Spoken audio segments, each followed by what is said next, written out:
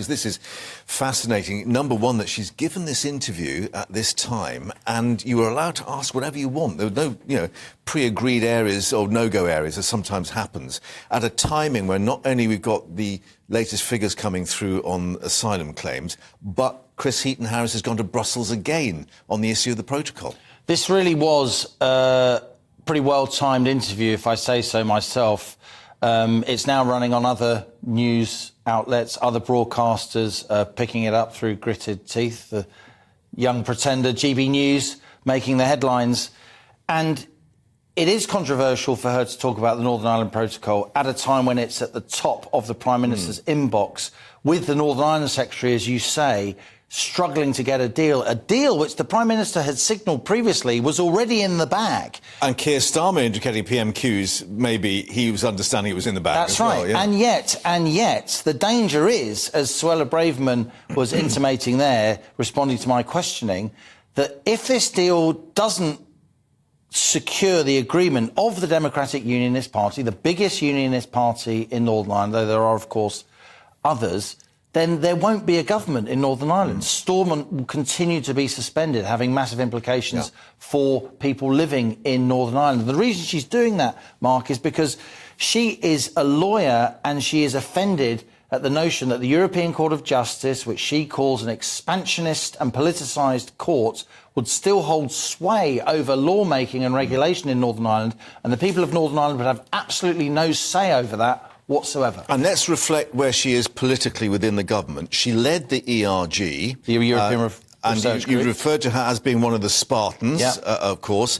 And the suggestion is that behind the scenes, the ERG will not move on this until the DUP is happy. Indeed. That there are communications going on. And that is maybe why Rishi Sunak has not been able to come to the Commons. Exactly. Which, Keir Starmer was expecting on Tuesday, say, here's the deal. And, let's vote on it. Let's go through with it. This is the first major test of Rishi Sunak as a Prime Minister, I would say. He's between the proverbial rock and a hard place, a place many Tory leaders past know well. Including Theresa May. For his Home Secretary to say this now on camera in a sit-down interview is pretty punchy. Yeah. And yet she is, as you say, a Spartan. She's one of those 28 Tory MPs who voted against every single iteration of Theresa May's deal, and historians will conclude secured Brexit. Whatever you think of Brexit, without those Spartans, there would not have been Brexit in this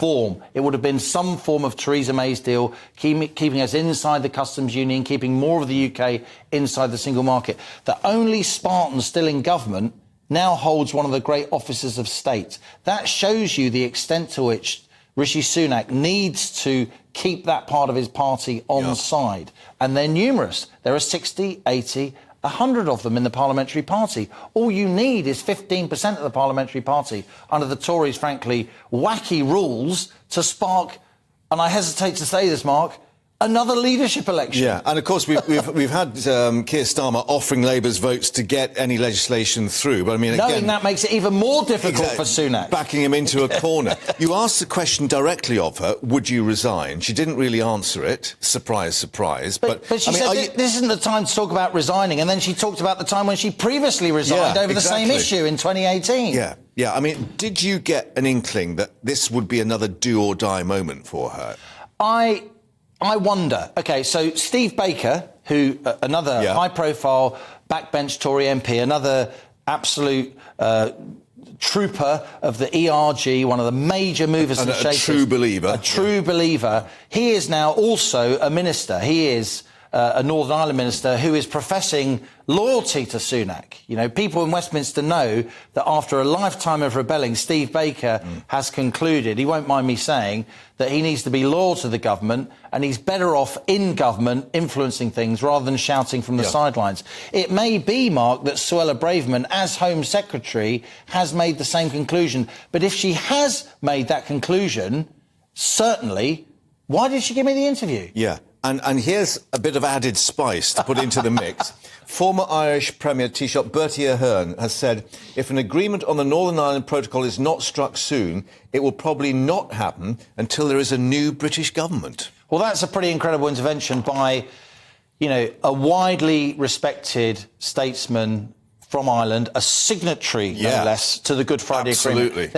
I was a reporter for the Financial Times when the Good Friday Agreement was signed. As somebody of dual British-Irish nationality, I reported a lot in Northern Ireland. The Good Friday Agreement would not have happened without Tony Blair, John Hume, Seamus Mallon, Martin McGuinness, Gerry Adams, whatever you think of them, and also Bertie Ahern. And the White House, effectively. The only person who really made the Good Friday Agreement happen, who can't speak now, is David Trimble, of course, because he just died. All the others have said very major things.